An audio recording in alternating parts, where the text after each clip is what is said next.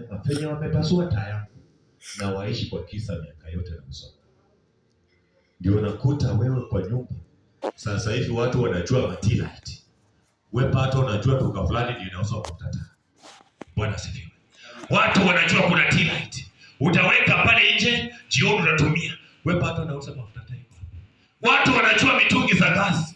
Wewe pato unang'ang'ana kitofu inaitwa stove hivi hapo. Bwana sifiwe.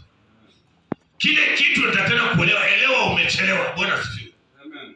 Umechelewa kwa ajili ya vitu vilivyofunga familia yenu. Leo ukijiunganisha na Yesu, anakutoa ndani, anakuleta kwa siri. Bwana sifiwe.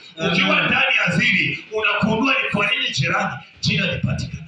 Ni kwa nini jirani anatumia gas. Ni kwa nini jirani alikuwa na mtungi wa gas ndogo, leo hapo na kubwa, mpaka leo anapigia stima. Bwana sifiwe.